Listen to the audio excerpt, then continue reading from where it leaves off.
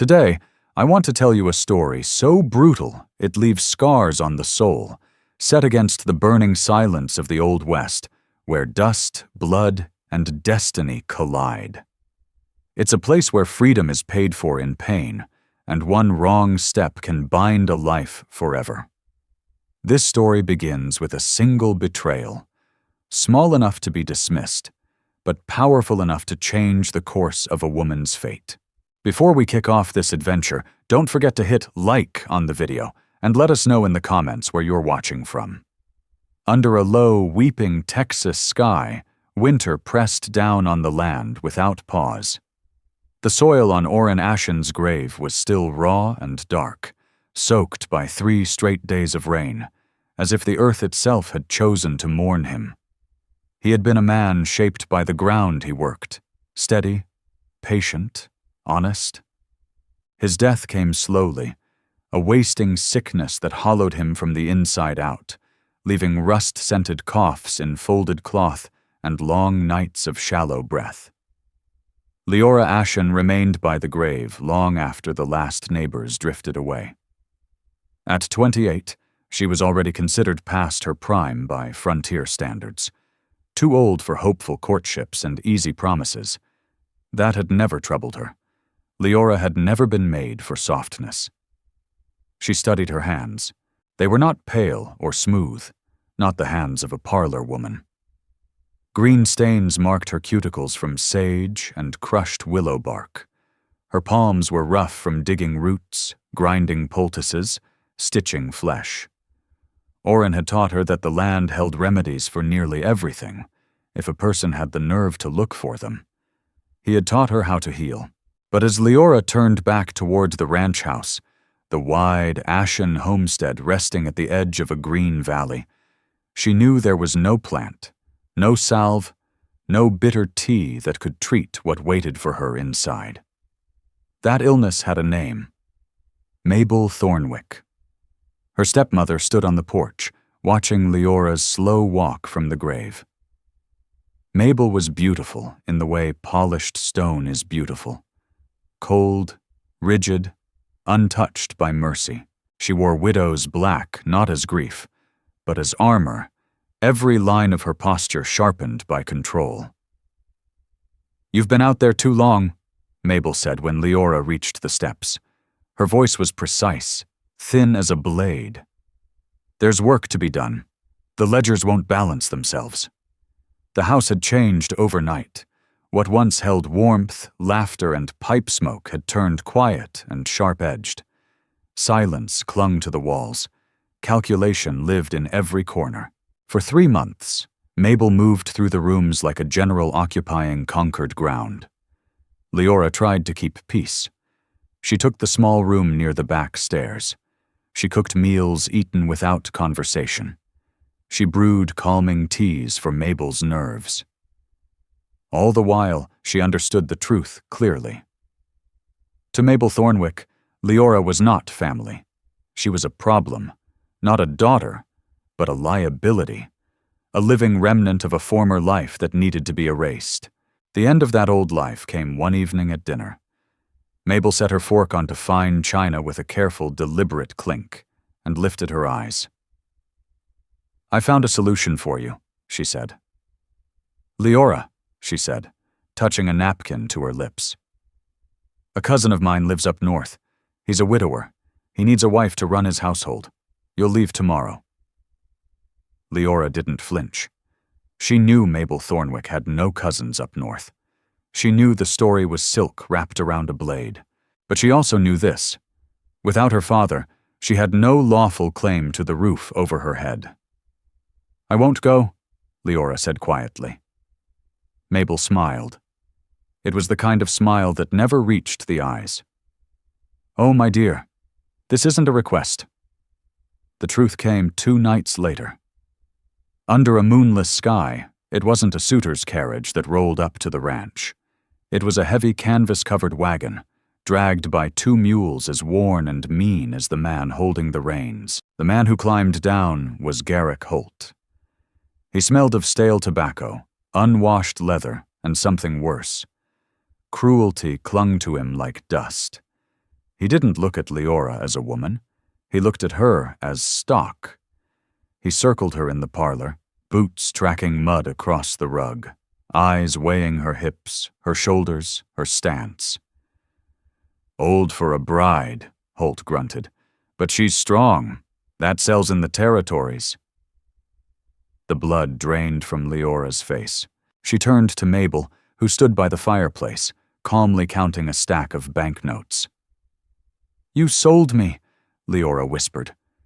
The enormity of it nearly crushed her. "You sold me to a slaver." "I secured your future," Mabel said coolly, tucking the money into her bodice. "Consider it a lesson in humility. You've always been too proud." Holt stepped forward, pulling a length of rough rope from his belt. Leora could have screamed. She could have begged. She could have collapsed and cried for the father who once swore she would never stand unprotected. She did none of it. She straightened her spine until it felt forged of iron and let Holt bind her wrists. She never once looked away from her stepmother. "Mabel," Leora said. Her voice was low, steady, unafraid. Mabel glanced up, startled by the calm. "You may sell the body," Leora said, the words echoing in the silent house. "But you cannot sell the soul. You think you're rid of me. You're not." Her gaze didn't waver. "You'll rot in this house alone, and every shadow in these halls will be me." For the first time, Mabel Thornwick flinched. Fear flickered across her face. "Get her out of here," she hissed at Holt. "Get her out." The journey west was a slow fall into hell. Holt's wagon carried other lives, men and women with hollow eyes, stripped down to breath and fear. They were bound for mines, for brothels, for places where hope didn't survive the first night. They traveled for days. The land changed with every mile. The soft green hills of home faded behind them, swallowed by dust and distance. The rolling green hills were gone, swallowed by harsh scrub and broken ground. The air thinned and burned. Heat pressed down until every breath felt earned. The land turned the color of dried blood. They had entered the red wastes, territory claimed by the Iron Mesa Band. Most of the dustbound broke then. Some sobbed. Some prayed for rescue. Others begged quietly for death. Leora Ashen did neither. She counted distance instead. She marked every bend in the trail, every rise and fall. She watched the sun claw its way up each morning and bleed back into the horizon each night, measuring time like a ledger. Every evening, she tested the ropes at her wrists, searching for weakness, waiting for carelessness. She intended to survive. But Garrick Holt was cautious. He knew exactly what his cargo was worth. He guarded it like coin. On the fifth day, the world shifted. The air went heavy. Still. A silence fell that didn't belong to nature. Birds vanished from the sky. Even the wind pulled back. Holt felt it.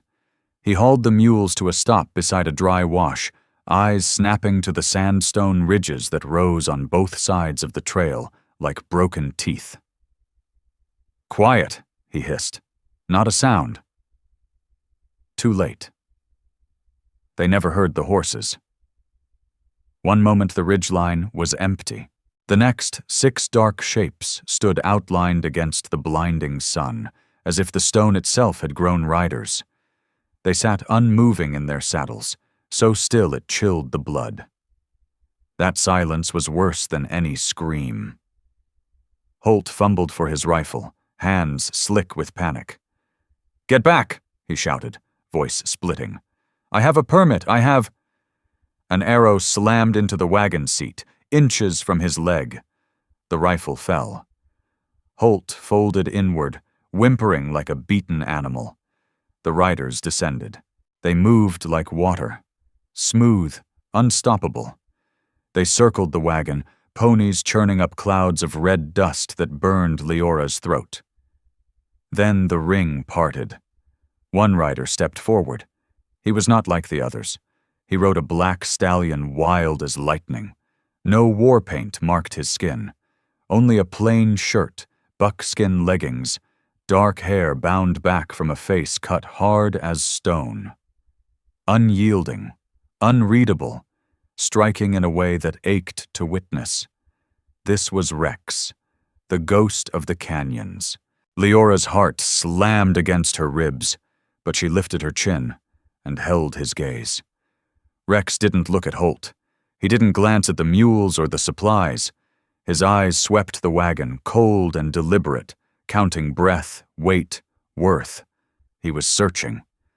His gaze passed the sobbing men, past a young girl collapsed from heat, and then his eyes found Leora.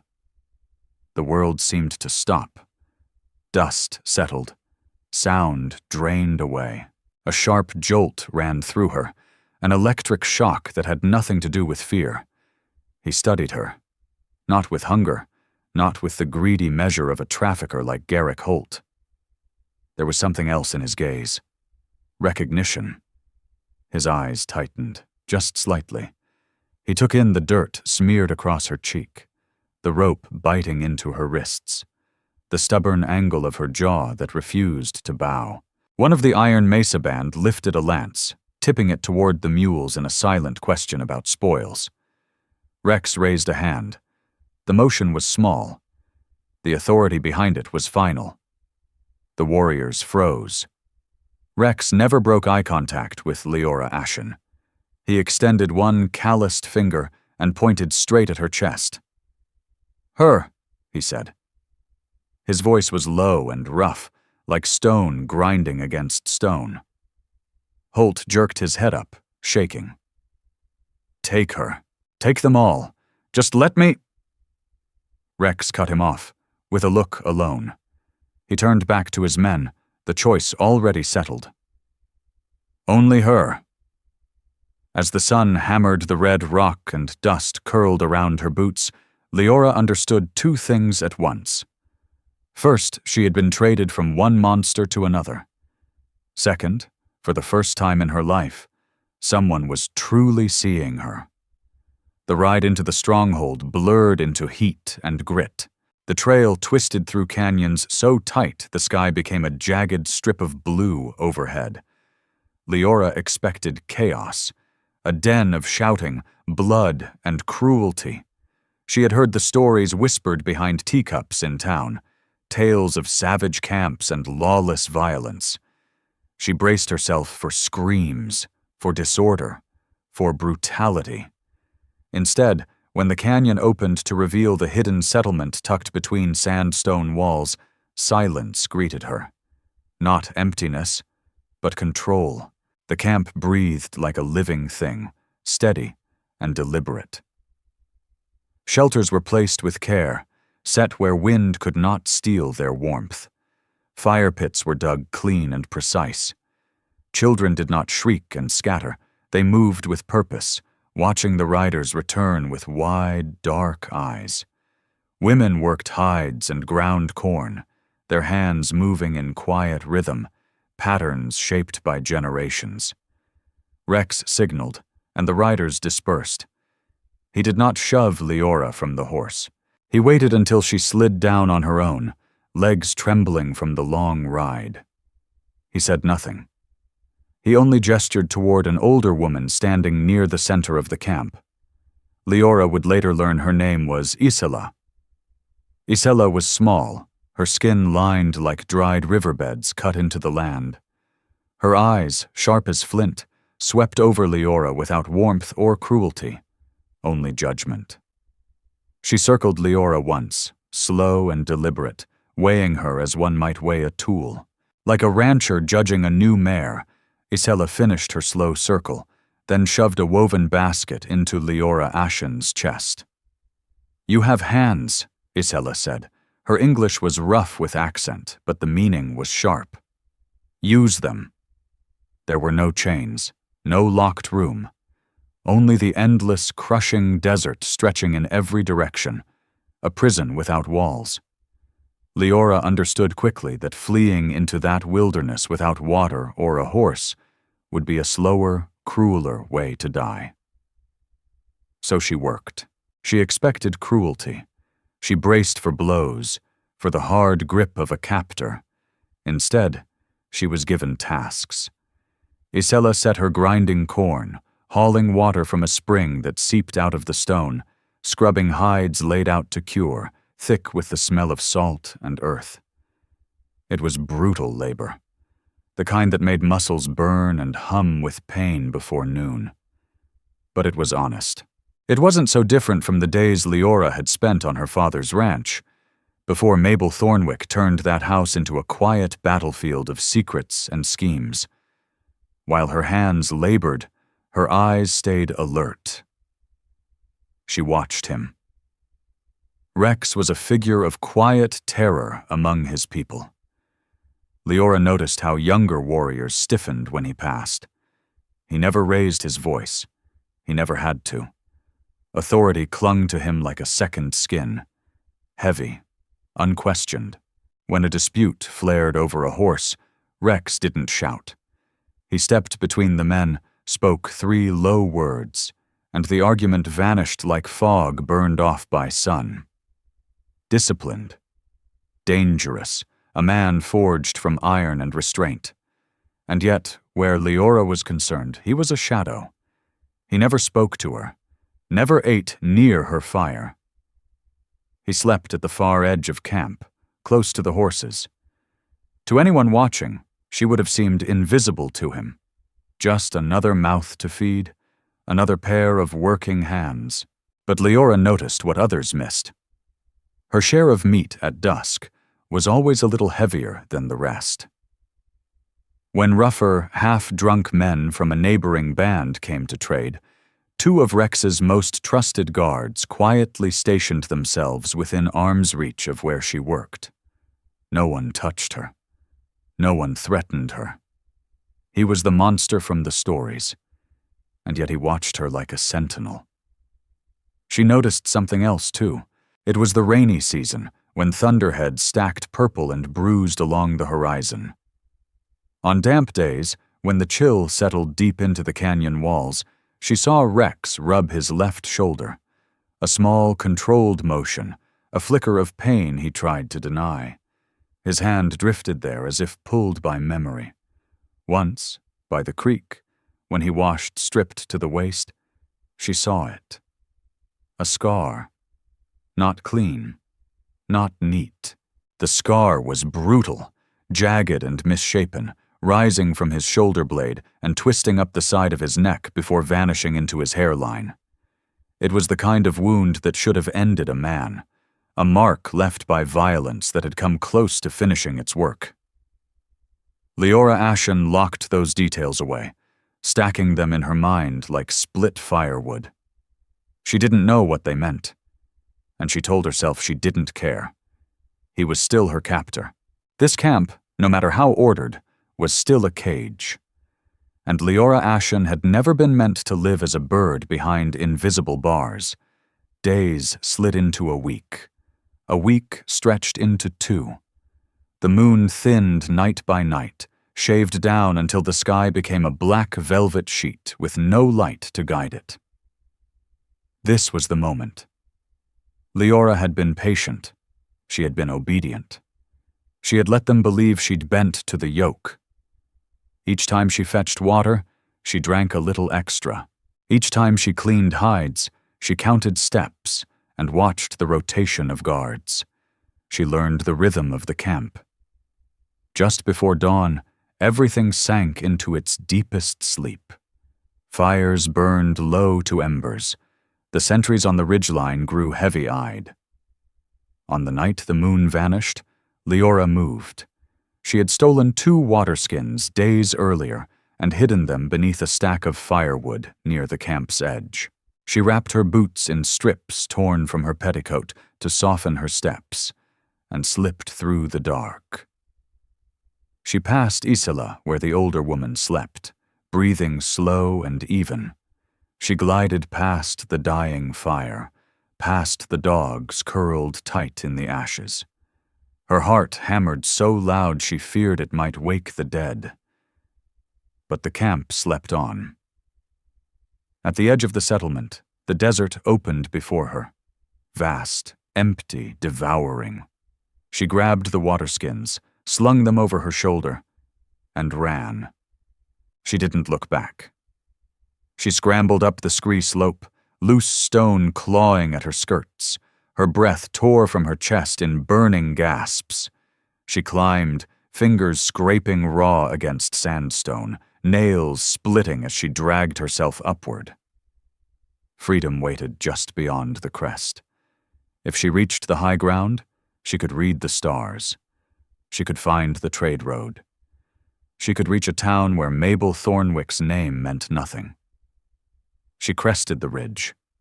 Her legs shook. Sweat stung her eyes. Wind whipped her hair across her face as she straightened, gulping air. She had done it. She was out. "You're heading south," a voice said calmly. "The water is north." Leora spun, a scream dying in her throat. Rex sat on a boulder 10 feet away. Not standing. Not tense.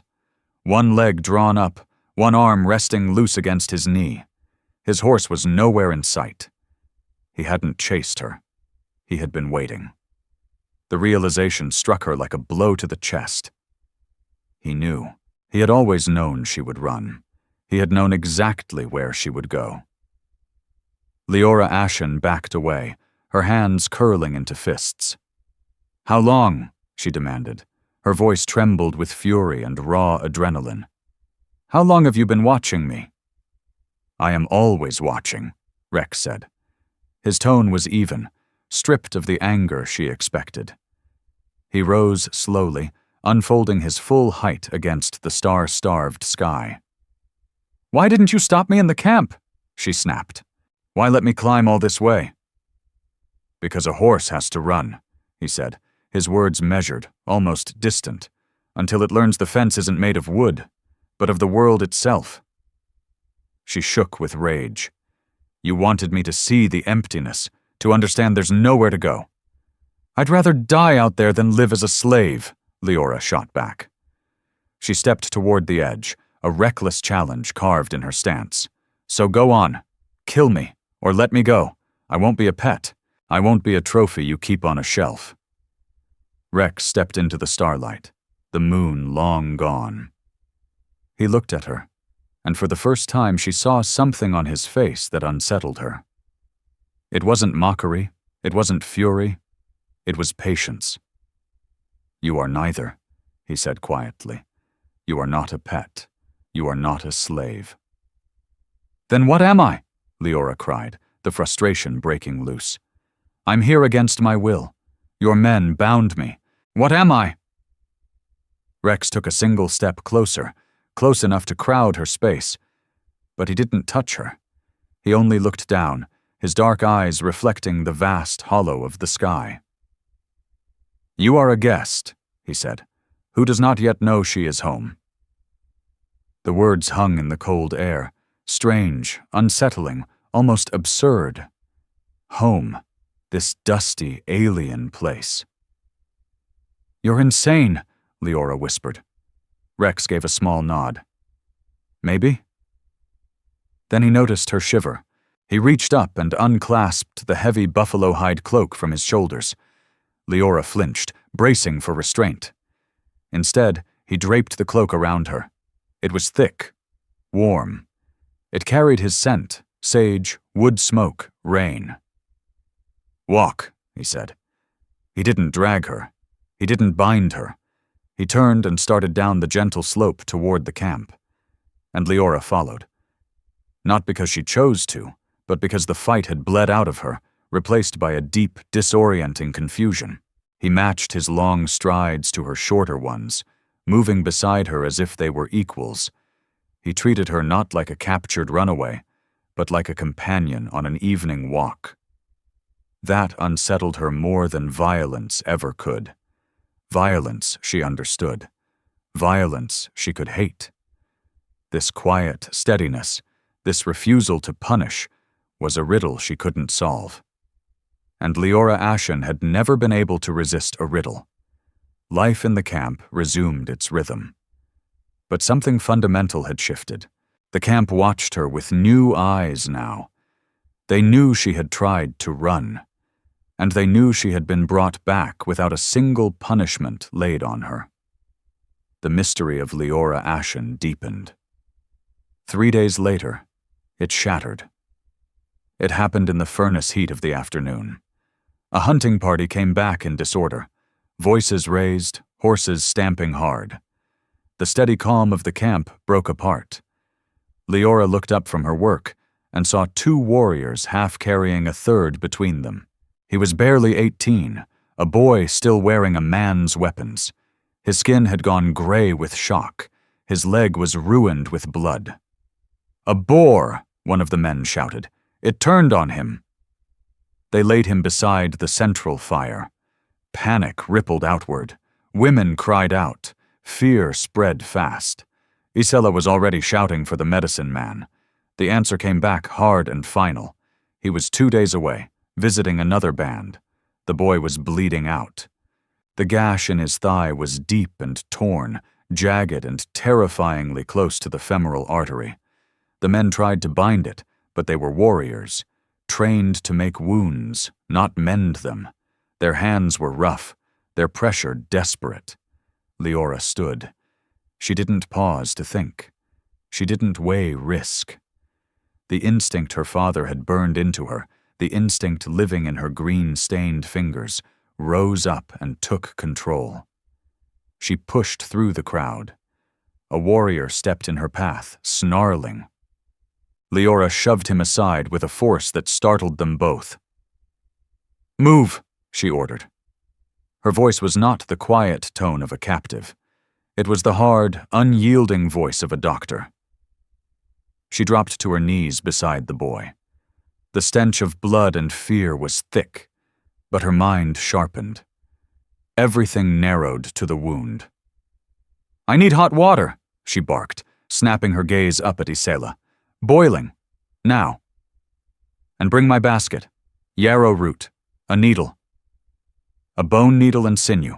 Isela hesitated, just a heartbeat, then nodded and ran. Leora pointed at the warrior she had shoved aside. "Hold his shoulders. He's going to thrash." "You cannot touch him," a man growled from the circle. "White woman, it is bad medicine." "His medicine is bleeding into the dirt," Leora snapped without looking up. "Do you want him dead with his spirit intact, or alive with a scar? Decide." Silence fell. Then a shadow crossed her hands. Rex stood there. He looked at the boy.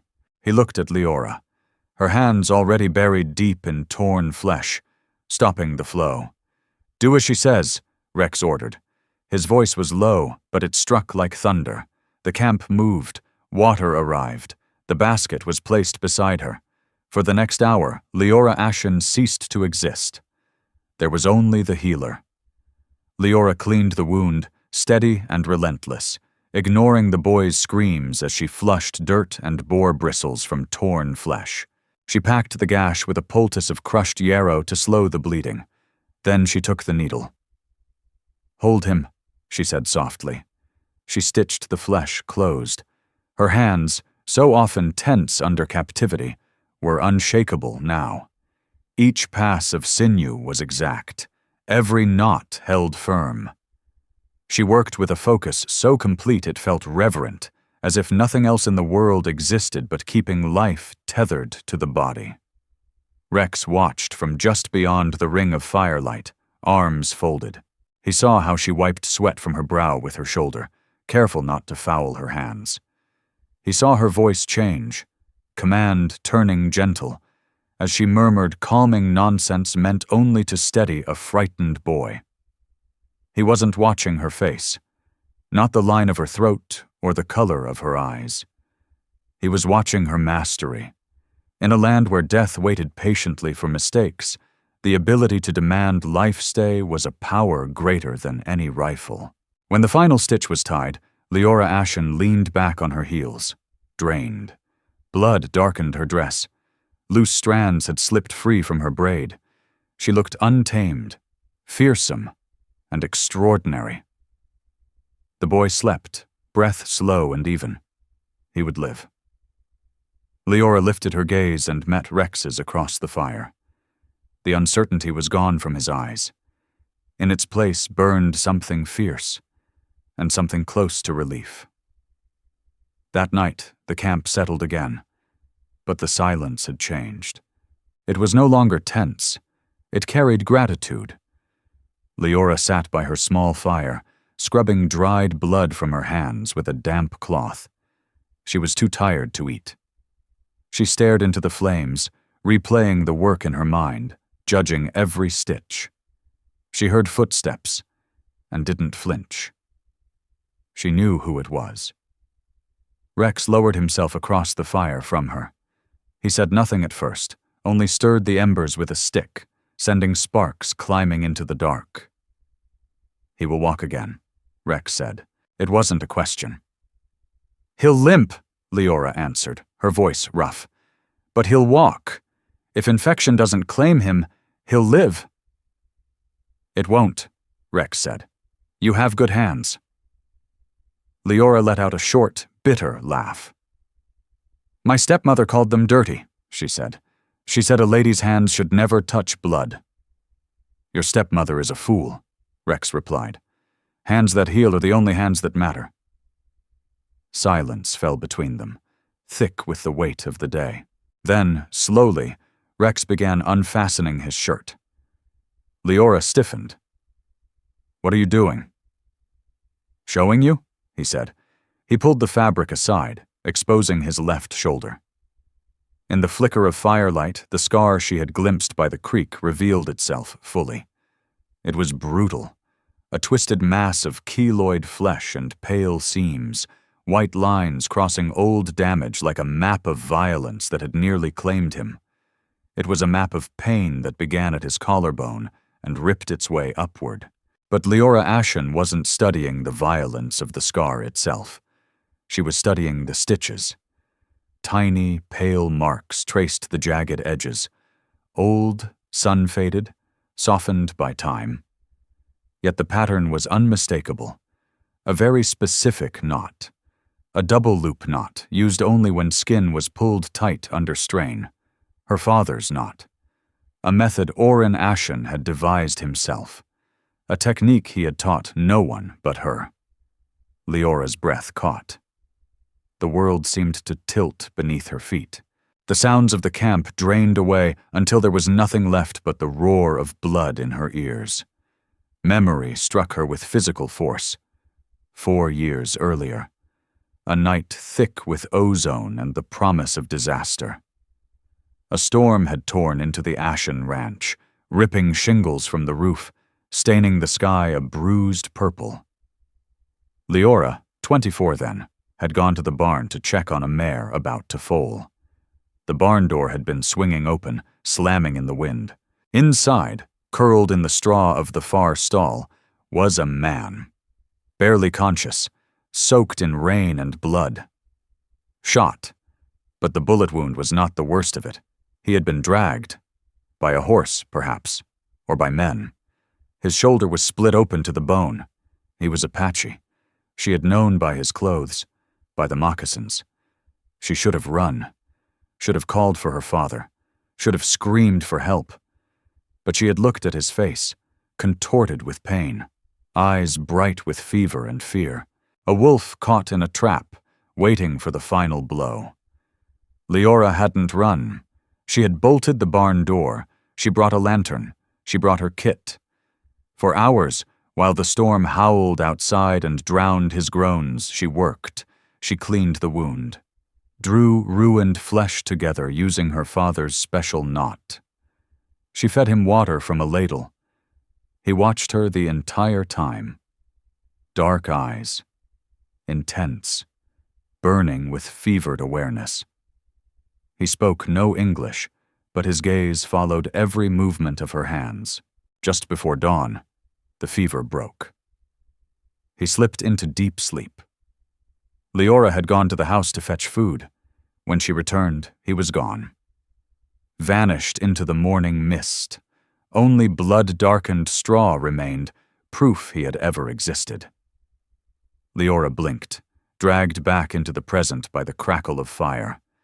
She stared at the scar on the man seated across from her.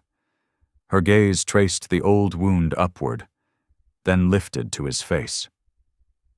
It was harder now, older. The lines around his mouth cut deeper. But the eyes were unchanged. The wolf in the barn. "You," Leora whispered. The word barely stirred the air.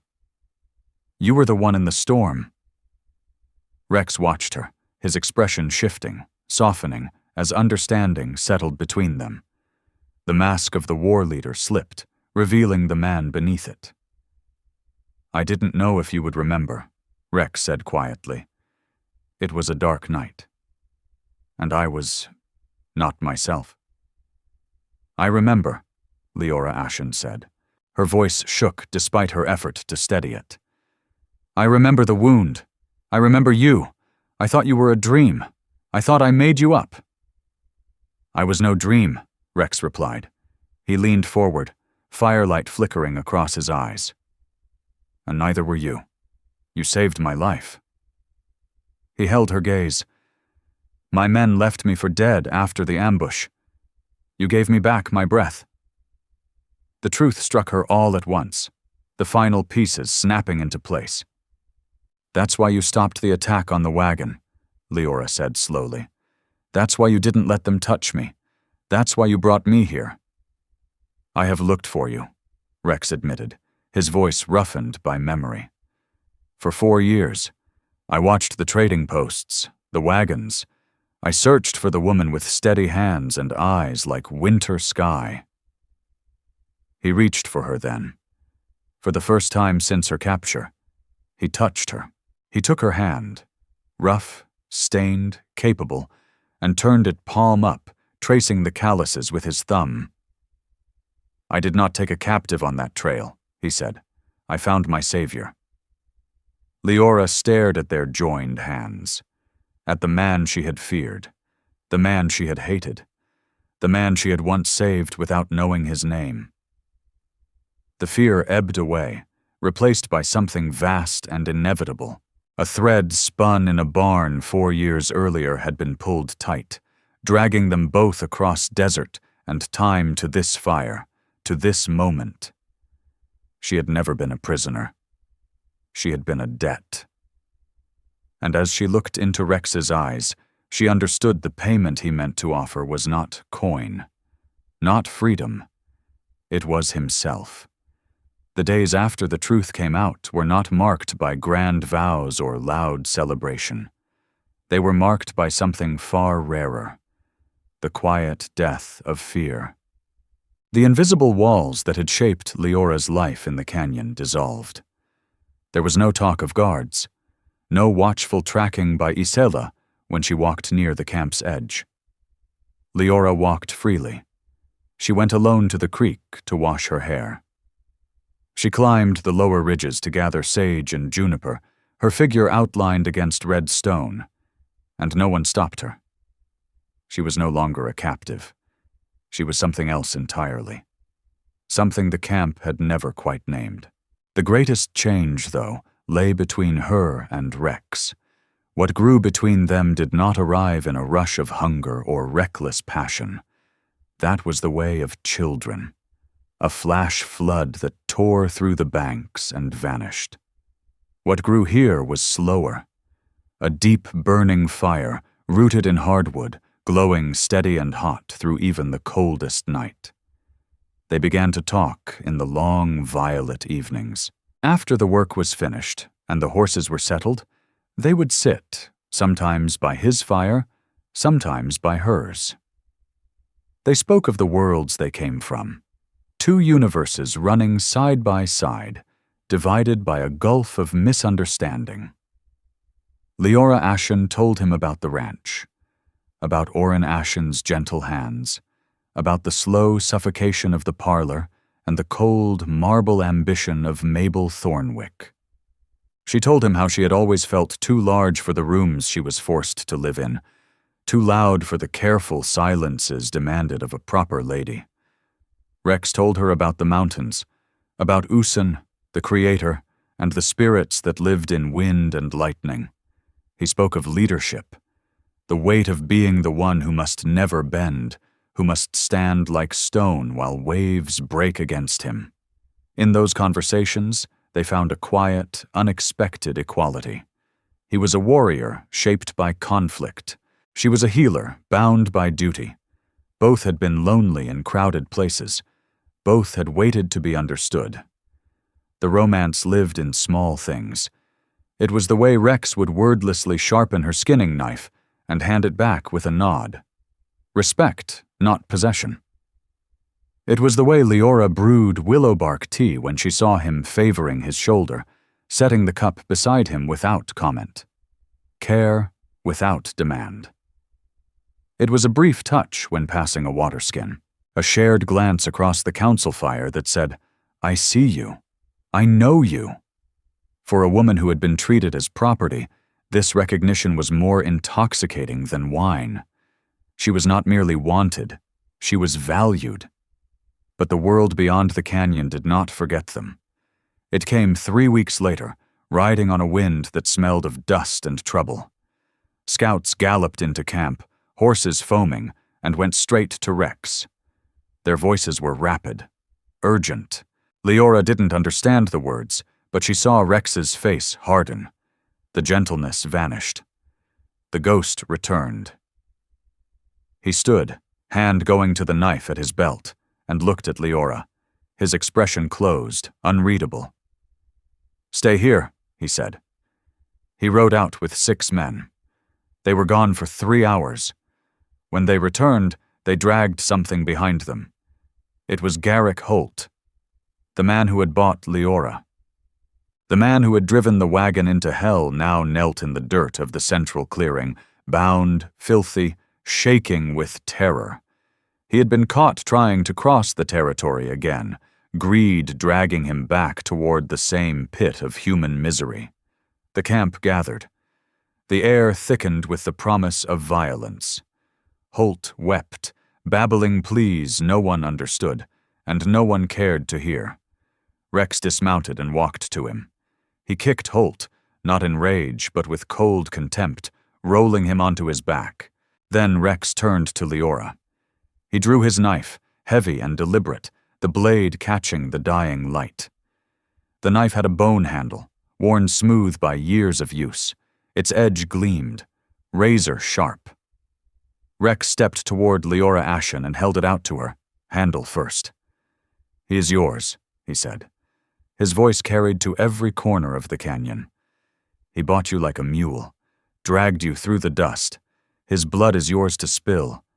Take your justice, Leora." Garrick Holt looked up, terror breaking through his sobs when he saw her. "Miss Ashen," he choked. "Please, I was just doing business. Please!" Leora took the knife. The handle was still warm from Rex's grip. She looked at the blade, then at Holt, shaking, filthy, pressed into the dirt.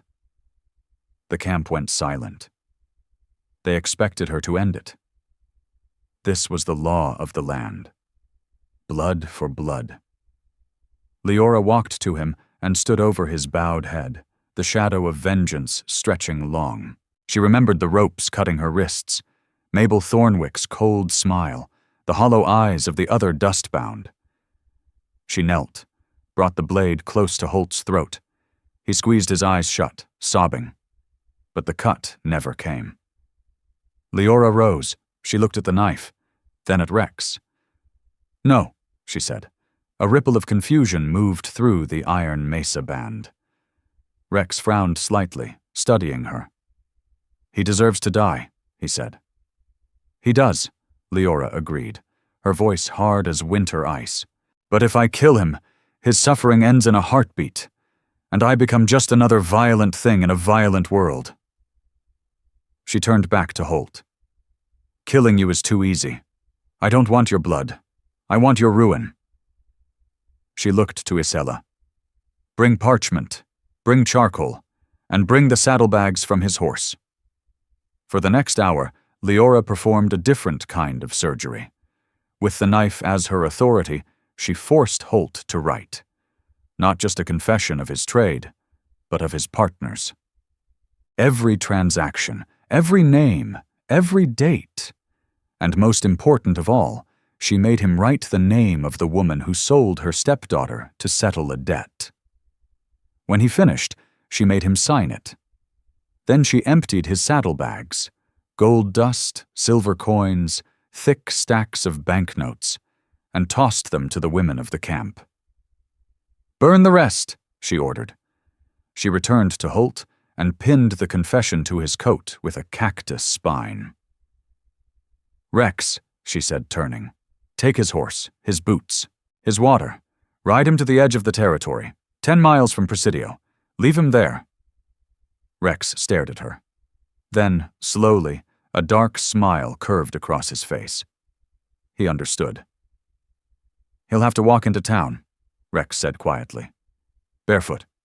Leora met his gaze. "Yes," she replied. With his crimes pinned to his chest, Leora Ashen spoke calmly. "When the sheriff finds him, he'll trade that confession for a mouthful of water." She paused. "And Mabel Thornwick will be ruined. It was a cruelty far more refined than a slit throat. The justice of a woman who understood that reputation was the only currency that mattered in the white world." They dragged Garrick Holt away. He screamed, not from fear of dying, but from terror of the long, brutal walk toward his own undoing. Leora was right. Weeks later, the story spread through the trading posts. Holt had crawled into Presidio half dead. To save his own neck from the noose, he turned state's evidence. The scandal was complete, absolute. The proud widow was shunned. Creditors descended like vultures. She lost the ranch. She lost her standing. She ended her days in a boarding house, penniless and alone, just as Leora had promised. Justice had been delivered. Cold, exact, and final. And with justice came endings. Or so Rex believed. The debt was settled. The guilty were punished. And by the code that governed his life, a guest no longer bound by debt must be released. Morning came 3 days after Holt was cast out. The sun rose pale and yellow, washing the canyon in a light that felt like farewell. Leora stepped from her shelter and stopped short. A horse waited, a strong mare, spirited, fully saddled, with water skins and provisions secured tight. Rex stood at her head, holding the reins. He was dressed for travel, but his own horse carried no packs. Leora's heart dropped, hollow and sharp, against her ribs. She knew. Rex didn't look at her at first. His eyes stayed on the eastern horizon, where the sky bruised purple into dawn. "The way is clear," he said. His voice was flat, stripped bare of feeling, and that was how Leora knew he was breaking inside. "My men scouted the trail. You'll be safe as far as the river. From there, it's half a day to the settlement." He turned then and held out the reins. "The debt is paid, Leora. You saved my life. I have restored yours. You are free." Leora stared at the leather reins. They coiled in his hands like snakes. "You're sending me away," she said. "I'm returning you to where you belong," Rex answered. "You are a healer, a woman of civilization. You don't belong in the dust, hunting roots, sleeping on the ground." "I have slept on the ground for 2 months," Leora replied. "I have never slept better," Leora Ashen said. "Go back," Rex replied, and his voice fractured, just enough to betray him. "Go back to your house. Take back your father's land. Find a man who can give you a parlor and a soft bed." He shoved the reins into her hand. He couldn't touch her. He knew that if he did, he would never let her go. "Go," he whispered. He turned away and walked toward the rim of the canyon, shoulders locked tight. He was the wolf again, closing the den, sealing himself off to protect what he loved. Leora stood there. She looked at the horse. The supplies. She looked east, toward the rising sun. Toward town, toward the ranch that was hers by right now. She could go back. She could be Leora Ashen, wealthy landowner. She could wear silk. She could age safely. She mounted the horse. Rex heard the creak of leather, the snort of the mare. He closed his eyes as pain tore through his chest, waiting for the sound of hooves fading down the trail. He heard hooves, but they didn't fade. They drew closer. Rex turned. Leora had ridden the horse in a tight circle. She hadn't headed for the canyon's mouth. She had cut him off, blocking his escape into solitude. She sat tall in the saddle, morning wind lifting her hair, sunlight hardening her silhouette. She didn't look like a rancher's daughter.